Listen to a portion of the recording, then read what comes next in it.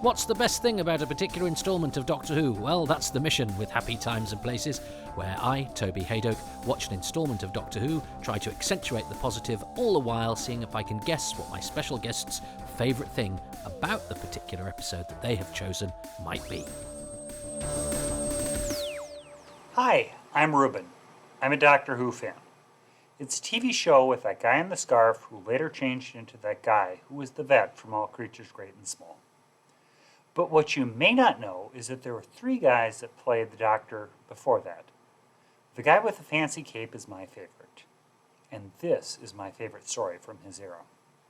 From about 1984 to 2005, that is how I had to describe my love of Doctor Who to a generation of coworkers and Americans who just remembered Tom Baker and Peter Davison from the occasional viewing on PBS. Nowadays, that isn't an issue, thankfully. With the most I have to tell people who have fallen a bit behind is that nowadays, the Doctor, he's not a guy anymore. I'm picking the Green Death. It's the beginning of the end of the Unit family era and such a sweet goodbye to Joe Grant.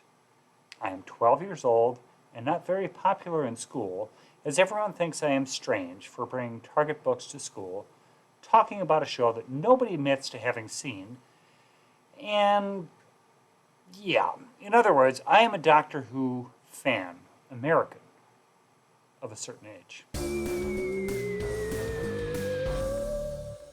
Well, huge thanks to Reuben, one of those many people who I've never met and yet who've had a profound effect on these podcasts and my output, which started during lockdown when I hadn't got a clue if anybody was interested in this stuff, and I got a huge vote of confidence from Reuben, and he's been a firm and encouraging supporter ever since. So it seemed only right, because I like reaching across the pond. I've always found America to have a great mystique about it. You know, it was the huge country where all the cinema and big TV and exciting things came from, and it seemed, so familiar because of the language and various sort of cultural touchstones that are the same and all of that, but bigger and funkier and more exciting, and where the real stars came from. And of course, I've since been to America and liked it very much. And been, treated very kindly there and welcomed very kindly there. But it's never quite lost that I always feel, I never expected to, people would go on holiday to France, Europe and bits and bobs like that. But I never thought I'd, touch down in America, set foot there, let alone work there. And I always feel that that's a little bit special. Even if, yes, I worked there. What, on a movie set, Toby, in Hollywood? No, at an airport Marriott hotel. But doesn't matter, because those events are great. Anyway, but yeah, at Doctor Who conventions. And, well, that's where I've prospered. So I don't care. Had a great time over there. And they're brilliant events, those ones. Full of lovely people, really well run, and full of joy and conviviality, and I've been very welcome there and made friends there. But I've never met Reuben. We've only ever communicated over the internet. So I'm glad he was able to choose a story and choose one that he really liked. And as I say, I always think we learn from our cousins over the pond. And as I say, I'm always slightly excited to feel that I'm communicating with the United States of America. It's big and exciting. And I'm always interested in what American Doctor Who fans make of our, funny little show, which, part of its appeal is it is a sort of funny parochial little thing in many ways. And of course, the Green Death is the one that was Welsh. This and Delta and the Bannermen, they were the Welsh ones. Yeah, roll on 2005. Suddenly there's a lot of very Welsh things going on. And, all under a very Welsh umbrella. A very high umbrella, because it's Russell T Davies, who is the tallest of umbrellas. But also, for me, I've said this before, so I shall try to say it in a different or more interesting way. Post-season 7 Pertwee was always a bit of a disappointment to me when I was collecting the videos. I think when I'd read the Target books, I'd imagined something that had the look and feel of the Professionals, filmic and gritty, with the sort of special effects of the sort of Godzilla movies or the, the 50s and 60s movies, which, I was aware were before Doctor Who in the 70s. I hadn't quite, I think, figured out how budgets on television and on film worked or anything like that. But I figured, if some of the 50s movies and 60s movies looked the way that they did, then 70s Doctor Who, would certainly hold a candle to that. So I think I really thought it would be gritty, and I wanted Doctor Who to be gritty. I didn't like whimsy. I didn't like joy. I liked the jokes, but I liked the, I thought it would be hard and tough, because the programs that seemed hard and tough, like The Professionals, which now seems terribly camp in its own way, but I think I was expecting more of that. I think I imagined it on film as well. So the fact that loads of it was on videotape, which doesn't have that inbuilt grittiness, I think. But I've been prepared for the Green Death to be slightly subpar as well. We'll get on to the fact that it isn't later, hopefully, when I'm watching it. Because the Doctor Who archives in Doctor Who magazine had sort of pointed out, and another article, I think, a couple of articles. I know Doctor Who archives fact file said that contemporary newspaper reports, criticised the childish dialogue. So I went and going, the dialogue's a bit childish then, and it, I'd been forewarned in some article in Doctor Who magazine, I'm sure, which tended not to be that critical either. So, being critical stuck out. That there was bad CSO and that the giant fly wasn't very good. I'd expected bad CSO. Boy, I got it. And which always, the fringing around people, it had the same effect on the sort of goosebumps on my own personal skin. It would really, crackle around me, but with embarrassment, as the crimson shade of embarrassment crackled along my body. It created a sort of CSO fringing of its own, but a fringing of shame.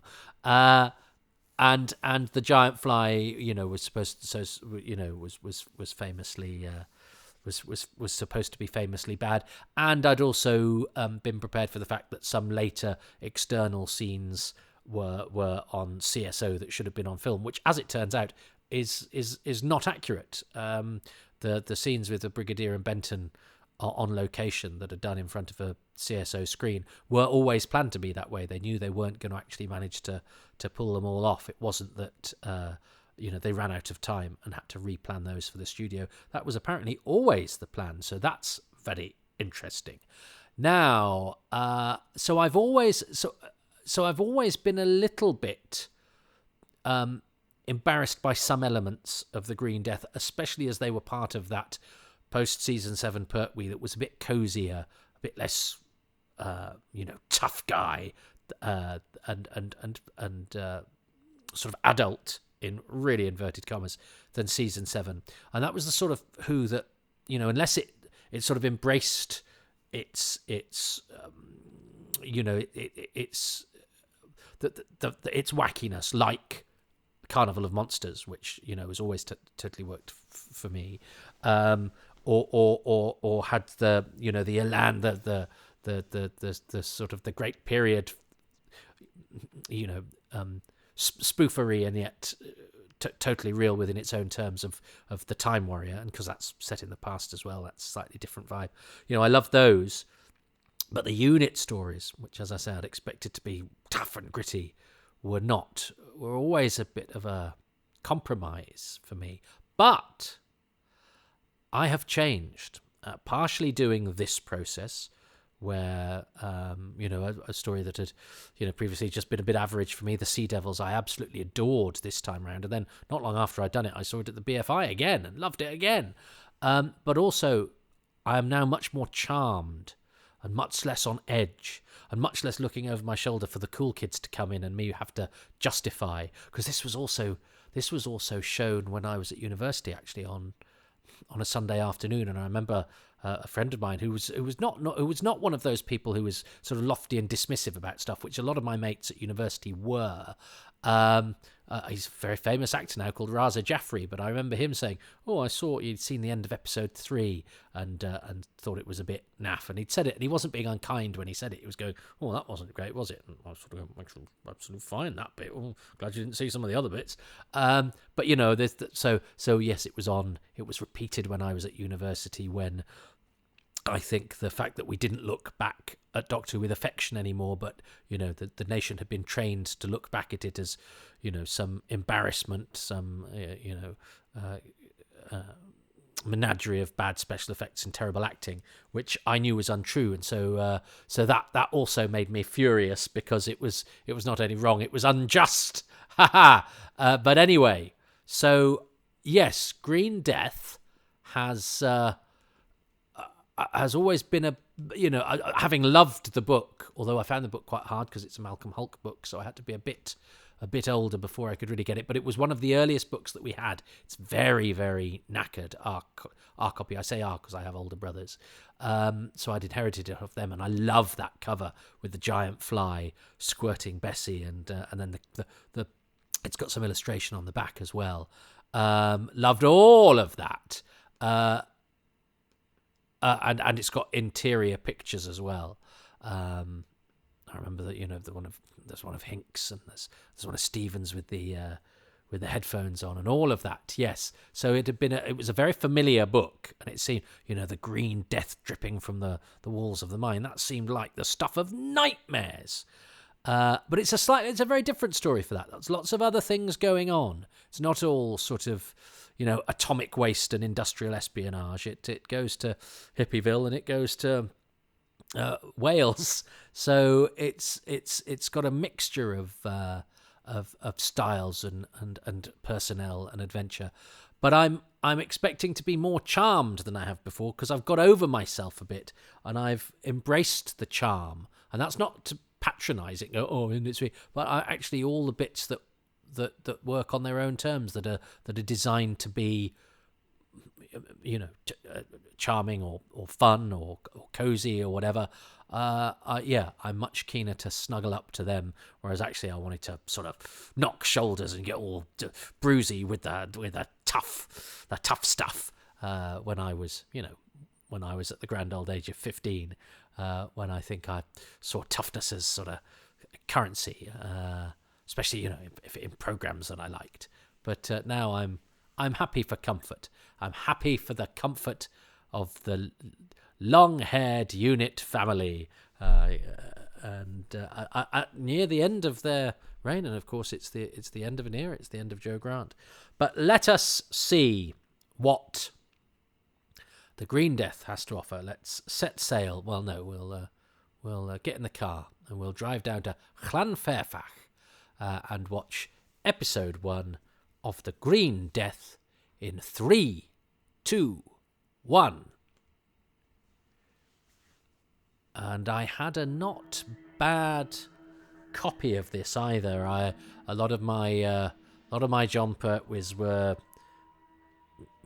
pretty good first, second generation from Australia. So I've never had to look at this through a sort of murky kaleidoscope of different blobs. The Green Death was green, not sort of grey with blue bits flapping about it. Lovely establishing shot there.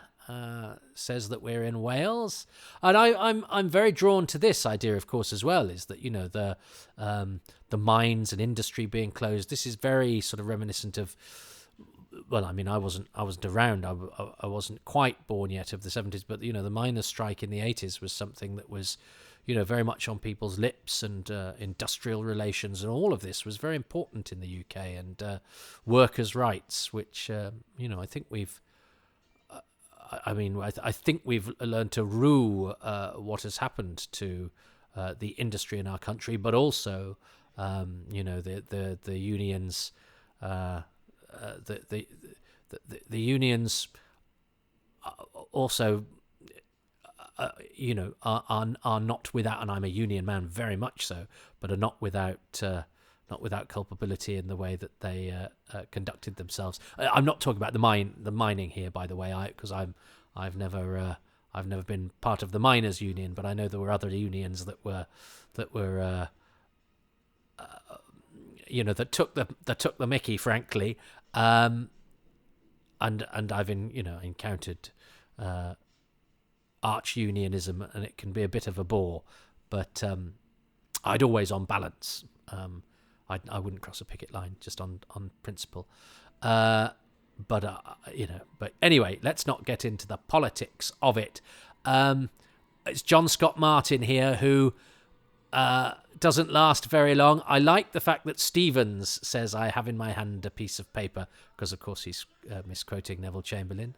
And I think I really like, now Ray Handy, the milkman there, he's related to somebody, and I can't remember who. A Doctor Who fan, I think, is related, or somebody I know is related to Ray Handy, and he's there with Mostyn Evans, who is also the uncredited as a taxi driver in Doctor Who and the Silurians, and is also the high priest, because he was a good singer.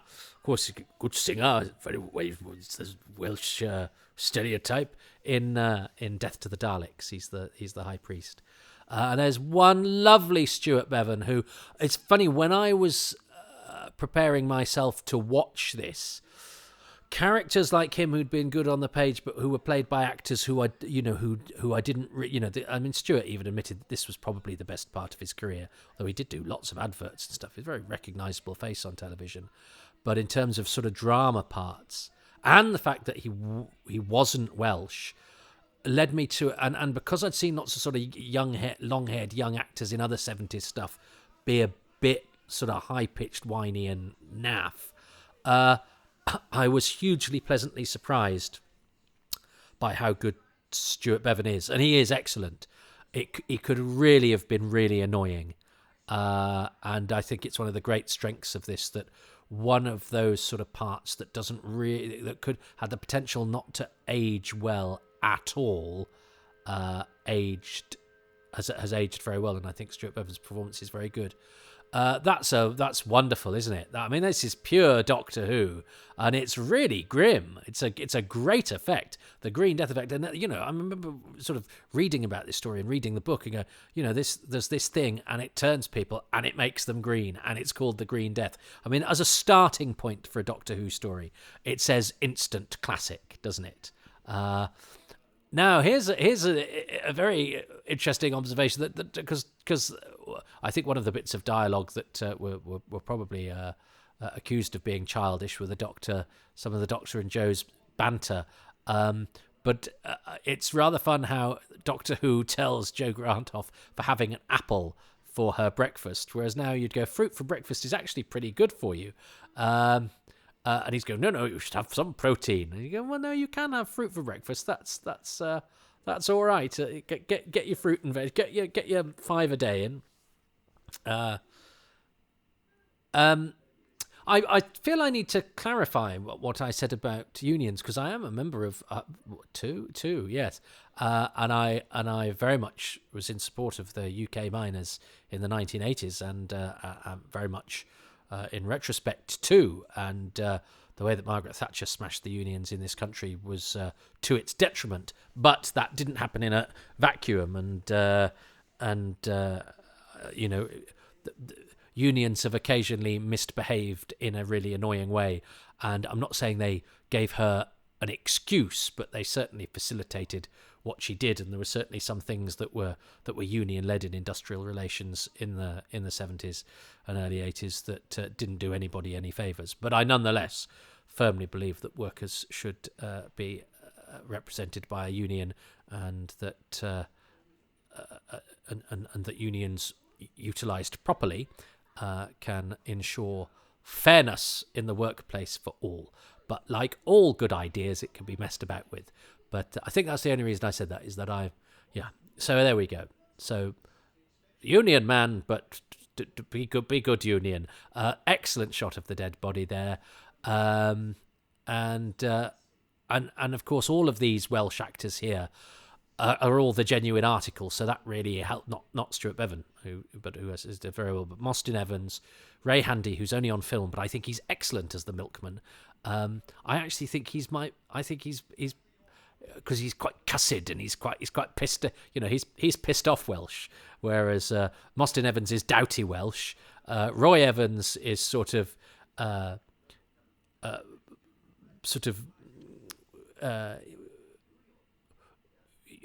we what sort of weedy Welsh, small. And Talfrin Thomas is Talf the Teeth Welsh. He's TV Welsh, although actual Welsh as well. But because he largely, Wales was largely represented by Talfrin Thomas on BBC television in the 1970s.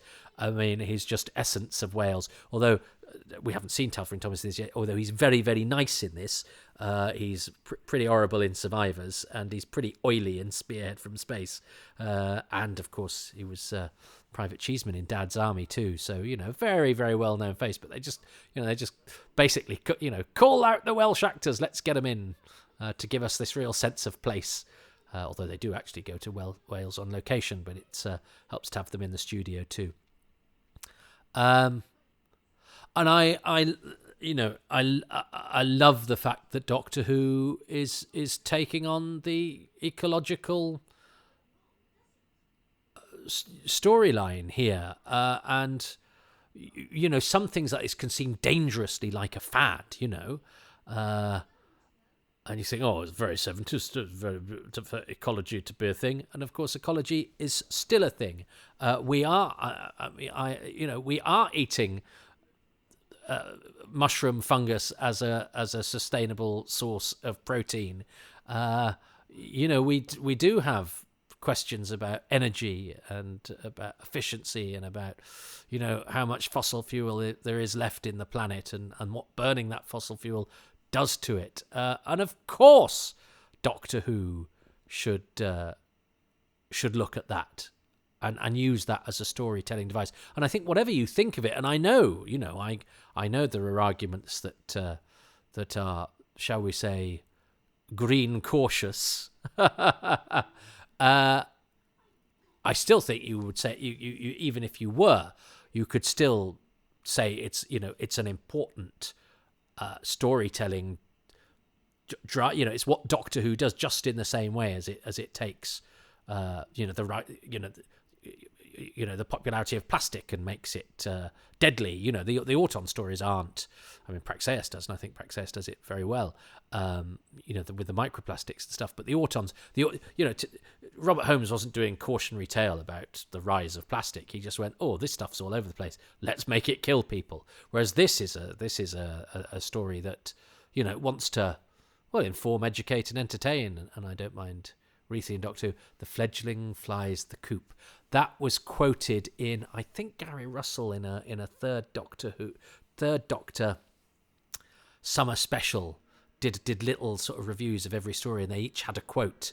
And I didn't really know what the fledgling flies the coop means. So I was educated by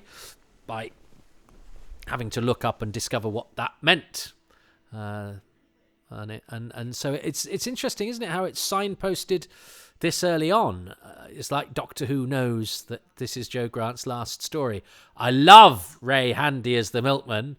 You can't miss it, can you? It is. Yeah, I think he's really good.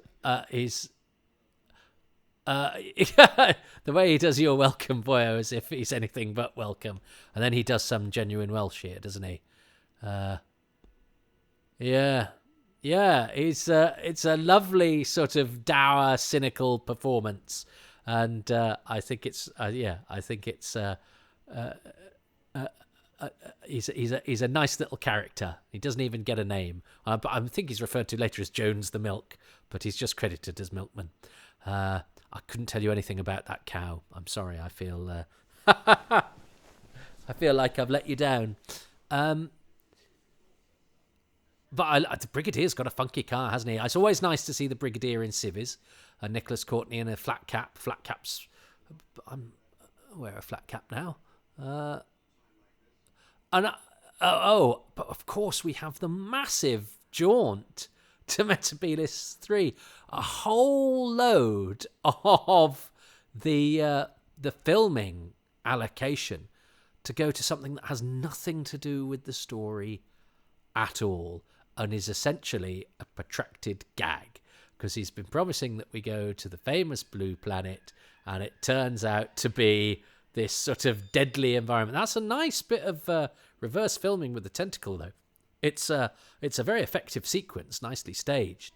And of course, this will, the way that the Pertwee era threads together, where Metebilis III first becomes a promise, then becomes a joke, and then becomes, the setting of the climax, where the whole Pertwee era comes together, gives this whole era, a very modern feeling of some sort of through line and some sort of arc that we associate much more with modern television than with Doctor Who of this time, really. Even though there are plenty of examples littered around the series, I do like his his hovering chair. Excuse me for yawning.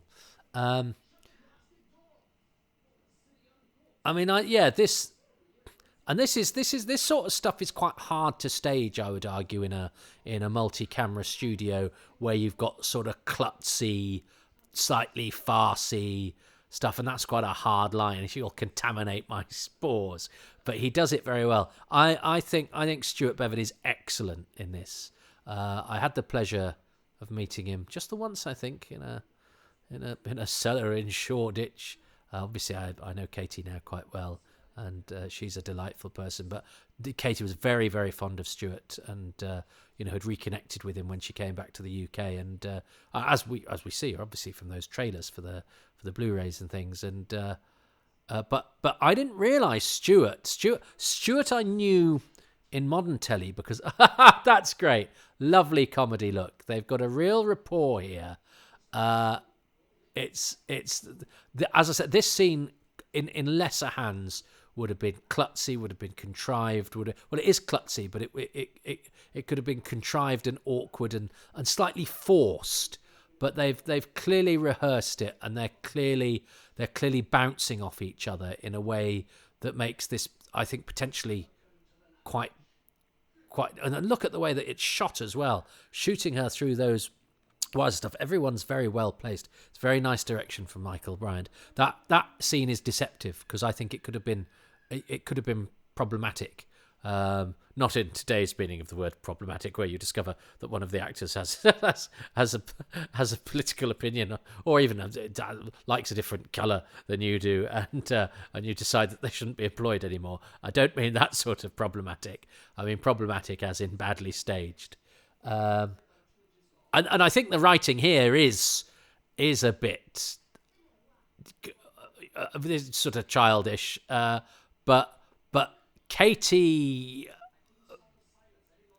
pulls that off, and actually that's a nice breaking of the. No, it's fine. That's fine. That's actually very charming, and they do have a lovely rapport. So there's the Doctor with a close up or some stock footage of a snake, but the blue filter effect is, and Bert was great at doing this kind of. I'm being buffeted about by the terrible environment, and this is absolutely what Doctor Who should be doing. Of going, we're looking at one of the planet's problems, and the way that all of this fungus and everything ties up with the whole plot is rather splendid, and it's very, very forward thinking.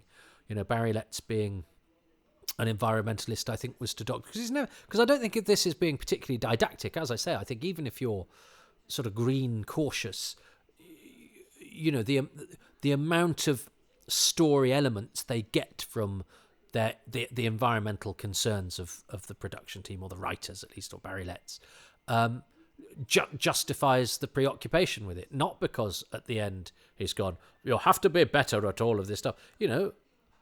That the businessmen are useful villains to have, and it's it creates a scenario that gives us all sorts of different threats. We have the suave Stevens here, the shady business people who've got they've got the government in their pocket. That's all nice conspiracy theory stuff.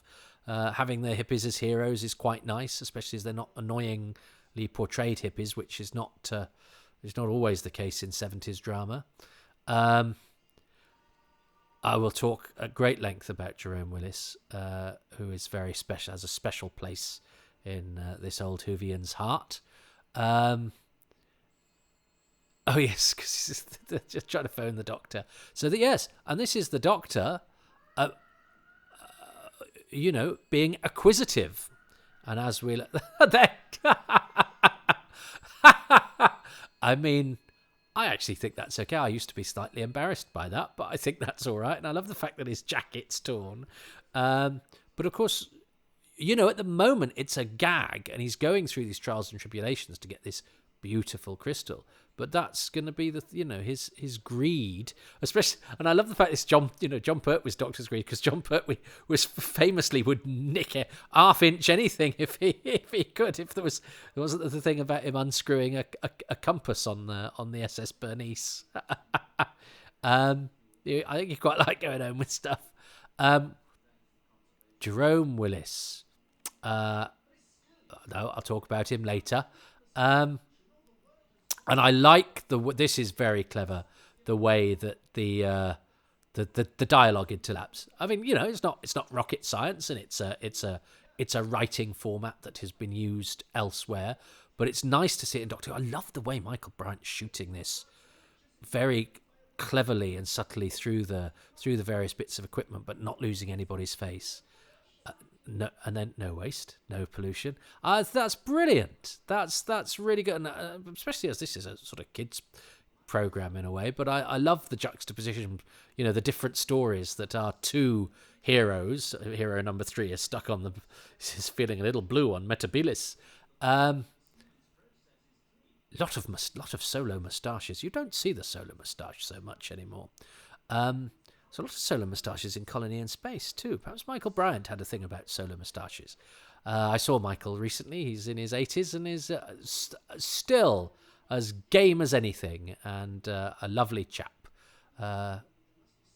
He's a good guy, is Michael. Did she just knock something off the desk there? I think she might have done. But this is a lovely set as well, isn't it? With all the mushrooms in their things on the shelves and those different coloured lights. You get a real sense of sort of,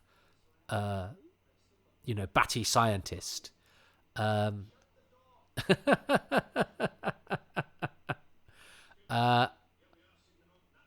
here we go. Now, Mostyn Evans, who plays Di Evans, Mostyn Evans, Di who does die. I think Mostyn Evans died on Doctor Who's birth, died on the 23rd of November. Why do I know that? Because I just do.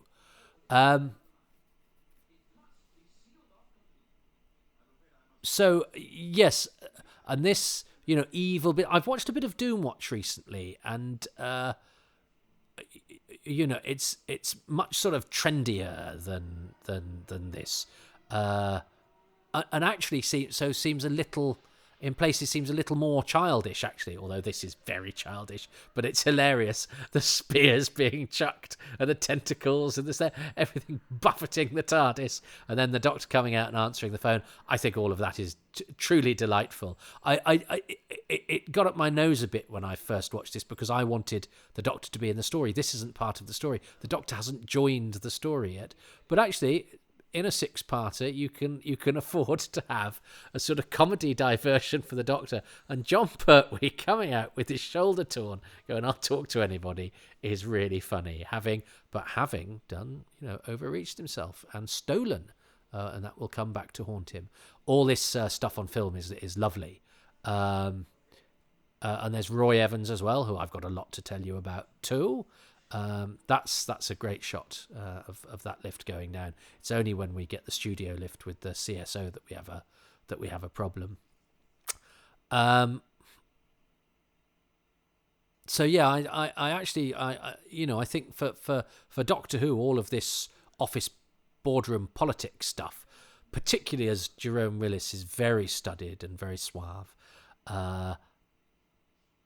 And plays it like he plays, and he played a lot of sort of characters a bit like this. He's in the Sandbaggers, where he's an office wallow, and he has a straight sort of, very dramatic intensity. Although And Ben Howard here as Hinks has a genuine sort of Cockney hard man vibe about him, which I rather like. Again, those sorts of characters can be either a little overblown or played by actors who are actually close to being stuntmen and so aren't necessarily the best actors. And I think there's a sort of laconic, slightly laid back, slight insolence to Ben Howard's Hinks that I rather like, and he's not pulling any faces, but he's quite inscrutable and he's quite laid back, and he sort of takes it all in his stride. So they judge all of this very nicely. He's slightly gimlet-eyed as well, isn't he? He's slightly in suicide. He's all right, yeah. Which you kind of want to ground the fact that Stevens is doing this intense hypnotized stuff, which again Jerome Willis does very well. I like all of these actors in Global Chemicalsville, and they've all got a slightly different energy going on. Stevens is obviously now communing with some greater power, who we will discover. Hinks is the hard man thug. Elgin, the man with the conscience who thinks something is going on. Everyone's got their little story going on, and we'll meet Fell later, won't we? So Roy Evans has been Trantis in the Daleks' master plan, and plays another miner in The Monster of Peladon. That's because he was a friend of Lenny Main's. In fact, I found in Lenny Main's suitcase a contact sheet. No, just a few photos of Roy and Lenny. So I sent one of them to Roy, or a picture of one of them, and got a lovely letter back saying, oh, he remembered that flat and all the shagging that they did in it.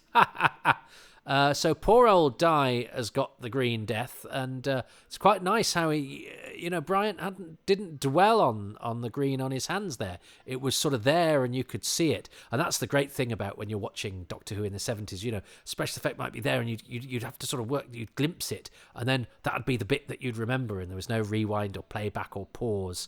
And I think sometimes that's a better system than sort of dwelling on it, because it's even though it's counterintuitive, no, go give us the money shot, but actually you go, oh no, it's there and I can see it, but it was part of the whole picture. So this is all great. All of this film stuff looks magnificent, and it gives it a real sense of place, and then it matches actually quite nicely with this interior set that you've got going here, and I think that that matches well, and that's beautifully shot through the wheel, and you can, slightly dubbed, isn't it? Yeah, that's obviously it's dubbed because you couldn't have captured that on the mic. Then they'd have got that bit of the sound separately, and we know that something's been done because Hinks has snuck out like a wrong 'un, and. Yes, I remember finding out that this was the cliffhanger and thinking, oh, it's not much of a cliffhanger on paper, but I think Talflin Thomas sells it with his lift acting, and the crash zoom into Pertwee and his, he's great at this stuff, means that a cliffhanger on paper that might be a bit underwhelming works.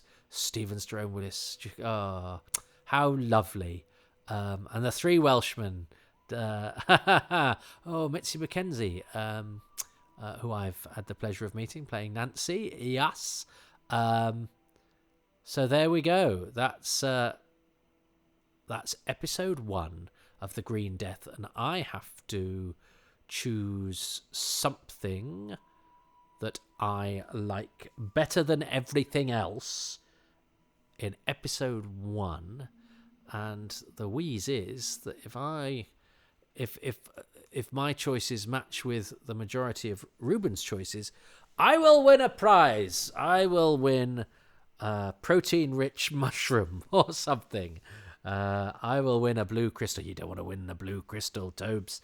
So my favourite thing about episode 1, well, I really liked a lot of that. I found the Metebilis stuff, again, much more charming than boring old stroppy teenage me who wanted the Doctor to be in the thick of the action did. I think all of that, it's supposed to be funny. It's a gag. I'm going to the most peaceful, wonderful, gorgeous blue planet in the history of the universe, and when I go there, it's a shithole full of very dangerous animals and people throwing spears and inclement weather, and it's just awful.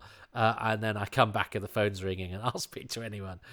Shoulder torn. That's quite a Captain Mannering thing, There's slightly skew if all that is all beautiful.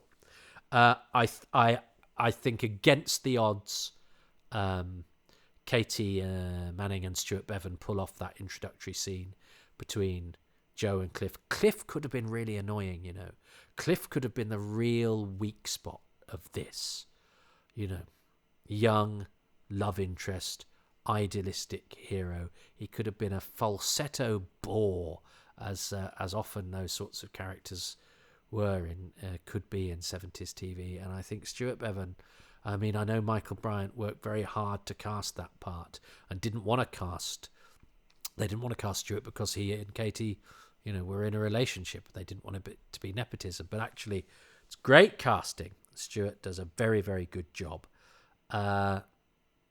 And as I say, that scene where they meet could have been awful, and it's not. It's really nicely done. But I have to say, I think the thing I really like, and look, it's not unique to the Green Death.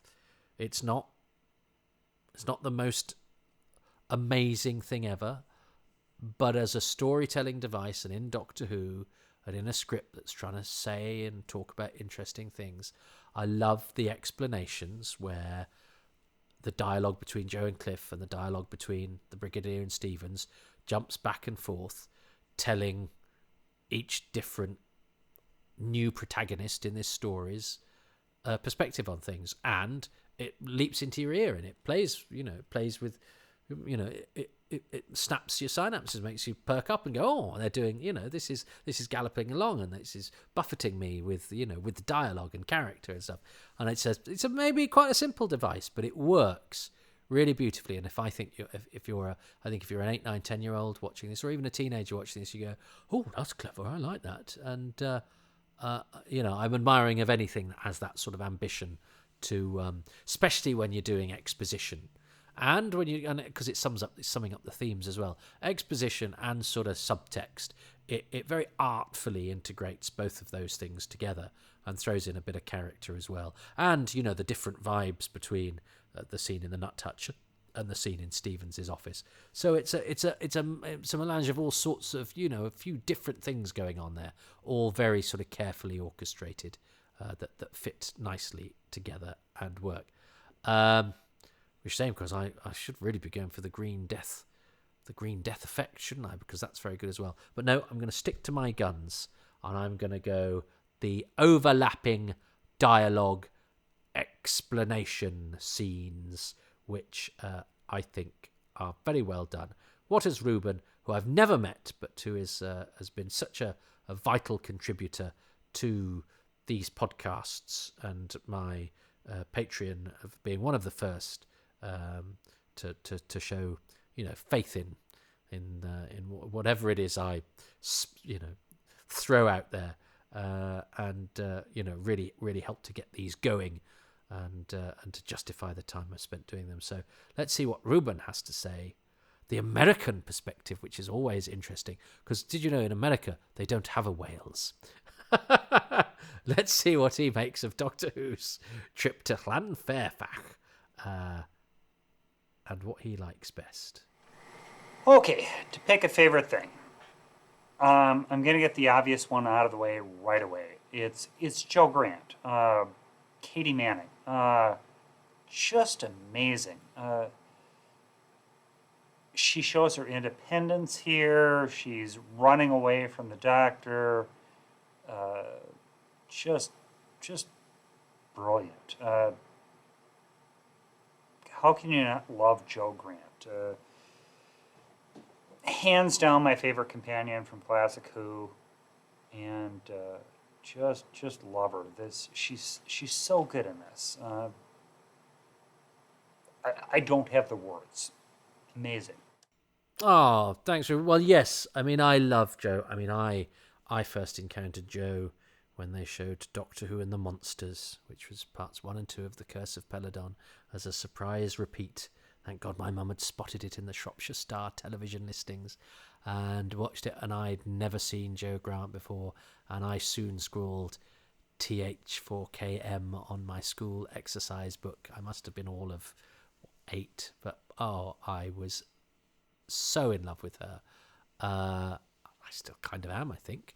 But yes, Joe Grant is great. And you know what is so easy to forget is that Joe Grant doesn't even sound like Katie Manning.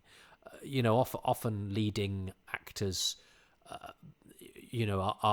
are very recognizable as the parts that they play, because they're not character parts in the same way often, and I think we quite often, I think, associate Katie with being Joe and Joe with being Katie, and they're actually very, very different. And I think I was getting worried about being told off for my stance or otherwise, or the fact that I hadn't made it clear about unionism. And I instead of concentrating on the fact that this was the final scene between the Doctor and Joe in Unit HQ, and off she went, at the beginning of the story, she sort of decides to go, no, I'm going to go and see this guy. And that's heartbreaking. And as I say, flagged up. And I didn't dwell on that because I was off on a segue. So I was off on my own mission. To focus on my own little preoccupations that will end up getting me into trouble, much like what the Doctor done.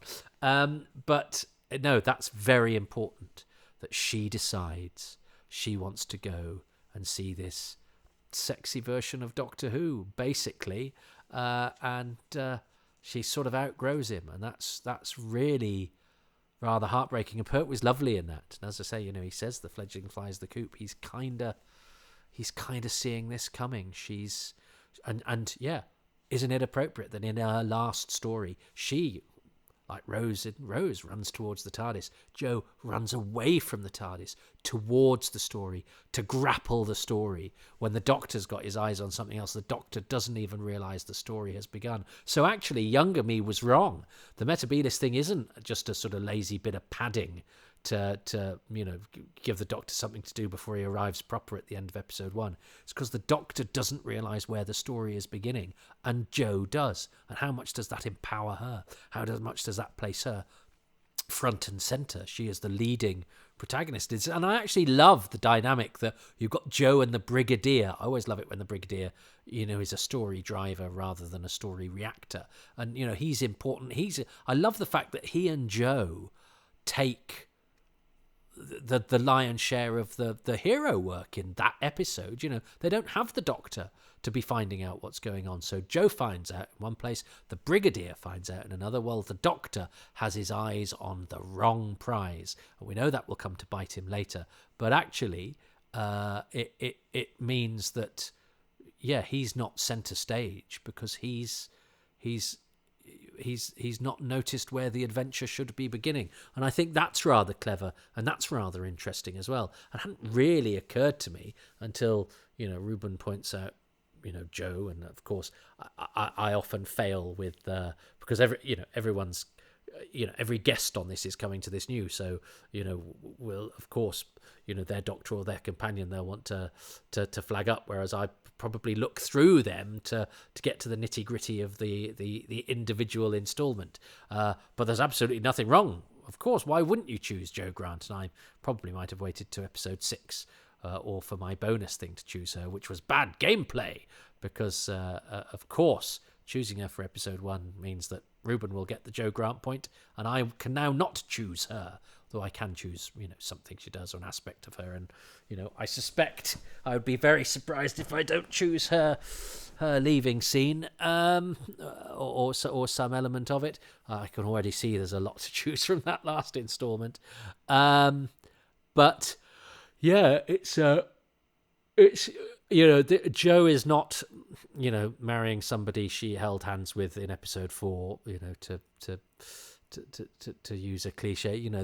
this departure is seeded very early on, and they deserve that. These regulars, it's not just let's graft the departure onto the adventure that we've commissioned from this person and gone, oh yeah, by the way, can you stick a leaving scene for the companion on? And so often companions have had quite perfunctory exits.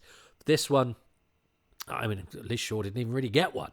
So, but Jo Grant and Katie has earned this, and it's nice that they've given her, they've fitted her exit into the storyline and into the script itself, and made a big thing of it in relating it to the Doctor, because she's gone.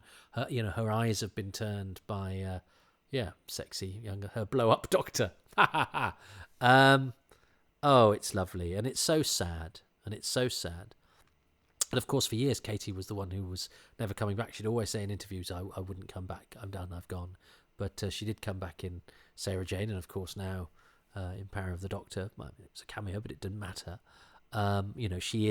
Jo is still there as part of the Whoniverse. But for ages, this was and from the actor's own declaration. No, that was it. She was leaving it in the past. I really like the way that they fitted Jo into the story. I really like the ecological side of it. I really like the sort of reflecting of industrial relations, which was very important in this. Well, it's very important now, but it's taken slightly different forms. But its shadow hangs over this country and the way that people are employed and job security and all of those sorts of things, which have massively transformed since that time, and of course industry and jobs for that knitted communities together. This is all a rich part of our sort of cultural and societal history, and it's really interesting to see it reflected in Doctor Who this way. I think we sometimes associate that with gritty policey dramas that take on modern issues, but actually Doctor Who is embedded in the fabric of these isles in a way that it is sort of like a social document, but with added homicidal giant mutant wildlife. And what more could you want? A postcard from the past with toxic slime dripping out of it. And I think I'm going to have fun with the Green Death and with Reuben. So please join me next time, and I'll be Haydock the commentator. Well, thank you very much for listening to Happy Times and Places, which is presented by me, Toby Haydock, and my special guest this time around is Reuben Herfindahl, to whom I'm grateful. Gratitude also goes to the many patrons, Reuben among them, who make these podcasts possible. They also include Darren Howard, Tom Hunter-Watts, Steve Herr, Paul Ingerson, Ed Jefferson, Robert Jewell, Judith Jackson, Wim Keith, Matthew Kilburn, Colin Patrick, Andy Kitching, Hendrik Korzeniowski, Pete Lack, Pete Lambert, Andy Larson, Erica Lear, Jonathan Lecharge, Paul Lindbald, Keith Little, Mark Leadsom, Andrew Lester, Andrew Llewellyn, Paul Loveday, Jacob Lumley, Nate Lynch, Darryl McLean, Philip Marsh, Joe McLachlan, Glenn MacLeod, Steve Manfred, Nick Mellish, James Miller, Phil Mitchell, Justin E. Monaghan, Jim Mooney, Ian Moore, Sheila Moore, Chris Murphy, Paul Murphy, Andrew Nixon, Tom Neen and Steve O'Brien, Jeremiah O'Connor and Neil O. The music is by Dave Gates, the artwork by Dylan Patterson.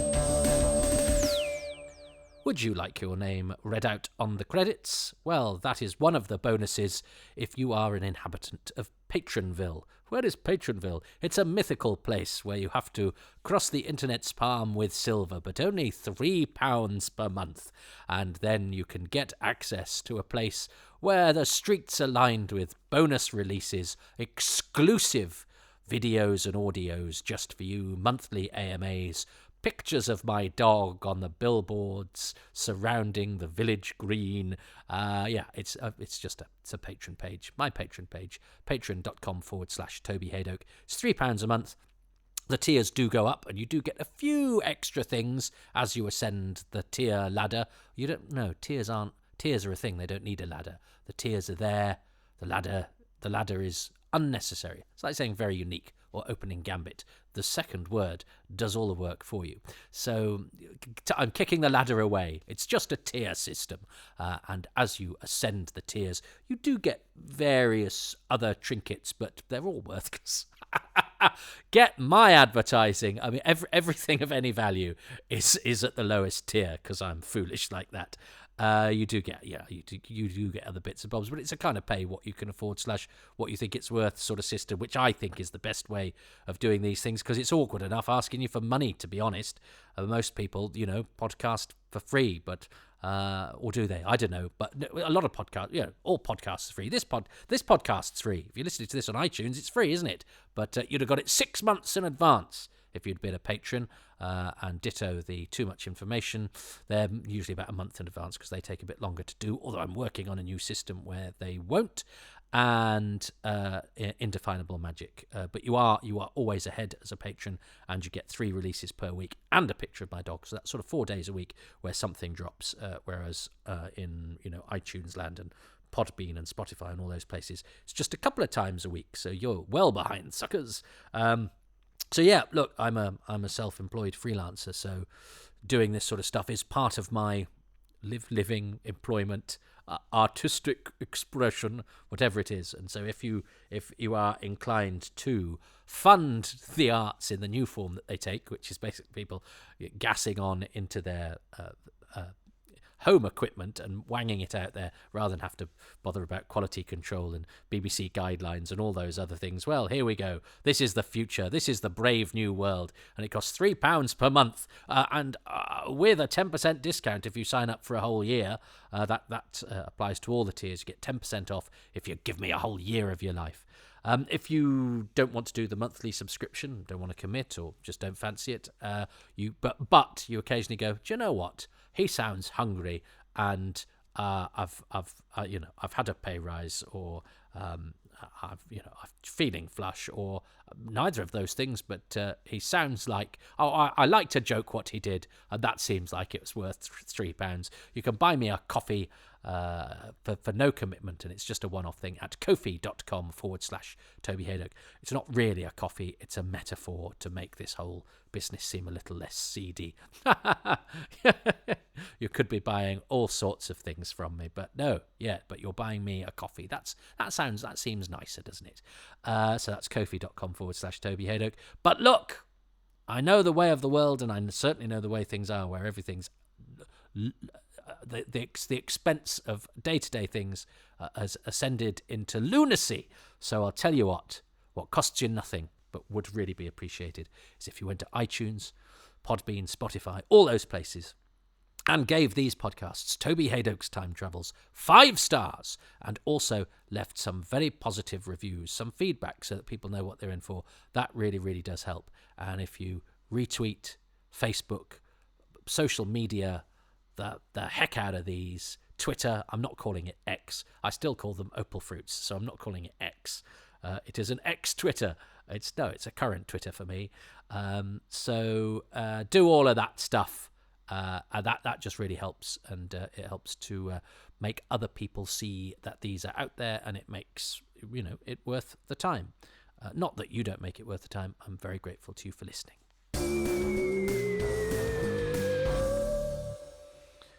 And talking of the social media, I am on X as Toby Haydock, Hadoke. These podcasts have their own feed, at Haydock Podcasts. At Haydock Podcasts. I said Hat Haydock Podcast there, like my grandmother when she was trying to be posh. She would add an H where none was necessary. And I have a Facebook page. It's the one with a picture of me looking apologetic or am I now? Yeah, I think I still am.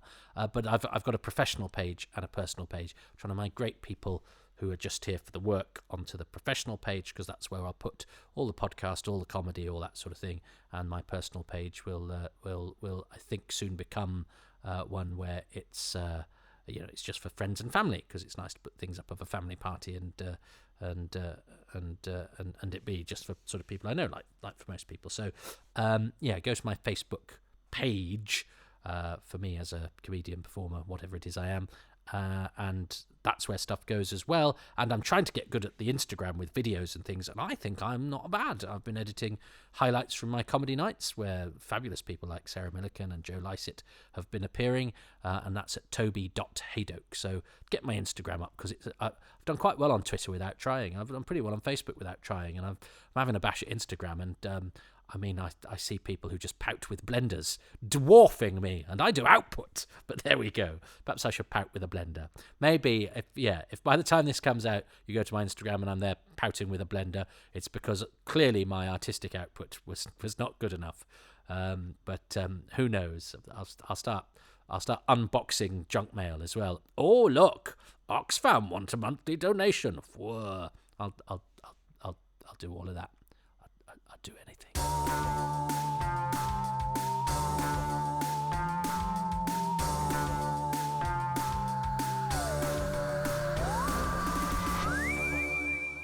Well, there we go. Do you know what? I did the opening of this a few times. I decided I'd mix it up and do a slightly different one. I'm still not entirely happy with the opening that I did, but then I thought I probably care about it more than anybody else.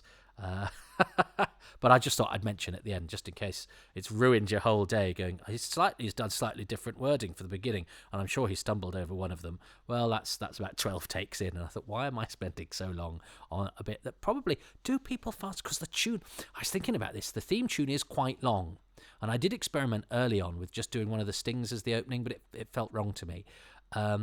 Do you listen to the whole theme tune, or do you skip the first 30 seconds? Because there's some podcasts I listen to where I know that the first minute and a half is going to be adverts, so I skip. I do 3 30-second skips, as it were. And there are some where I know that the sort of opening theme has a sort of throw forward to what's coming next, and I think, I can miss that as well, which is most unlike me. I normally soak up the whole of a program, but as I get older, I'm getting less patience for that sort of thing. Whereas, I like a next time trailer. I like a coming up. I like a pre-credit sequence or whatever. But with podcasts, I'm clearly less pure than I am perhaps with my television watching. Anyway, if you're listening to this, I suspect you probably listened to all of it. In which case, because it's weird to think, isn't it? The actual podcast ended minutes ago, and yet here it is, still clinging to life. It's. Yeah, it's a bit like me, isn't it? Still I'm bashing away, trying to show signs of relevance and existence, even when most people have actually stopped listening. Oh well.